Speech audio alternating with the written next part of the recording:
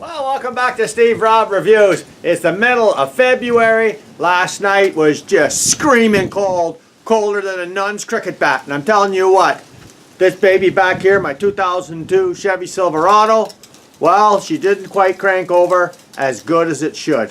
The battery's 4 years old. Today, I am going to explain to you why you don't ever buy a battery for any vehicle, especially a truck if you live in the north, by the ratings in the catalog.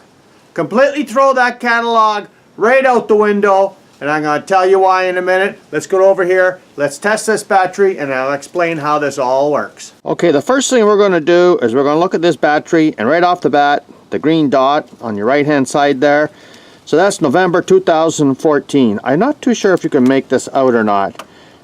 There you go, 800 cold cranking amps, and cold cranking amps at 32 degrees, which is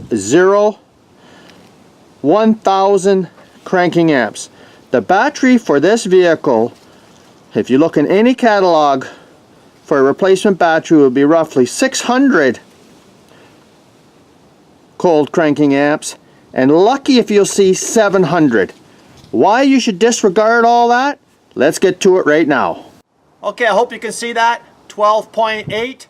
Guys, I put my battery charger on this all last night. This is a little battery charger I like to use, and it's called C-Tech. It seems to work fine. And guys, I'll tell you what, it's charged all the way up as possibly as you can get. And we're going to put my battery analyzer on it, and we're going to take a look at the cold cranking amps that it has now. Remember, this battery is 4 years old. Let's get to it. Okay, I hope you guys can see that right there. That's showing 12.76. That's a fully charged battery. And cold cranking amps, I'm going to pick 800 because it is well below 32 degrees or freezing. I'm picking 800 cold cranking amps. 657. 657 is a little ways off from 1000 cranking amps at 32 degrees, and it's also off for 800 cranking amps at below zero. So why does that make such a big difference? Well, I thought I'd come in the shop here, guys. It's a little bit warmer in here than it is outside. But yeah, why does that make a big difference? I'll tell you what, I've been buying batteries for over 40 years, and every battery I've ever bought exhibits the same condition. The older it gets, the lower the cranking amps seem to go over time.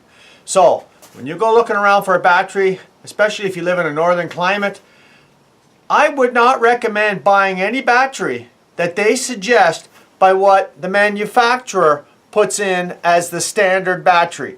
In my particular case, 600 cranking amps, no way. If that would have been a 600 cranking amp battery, 4 years old, I'd be lucky to get that truck started yesterday.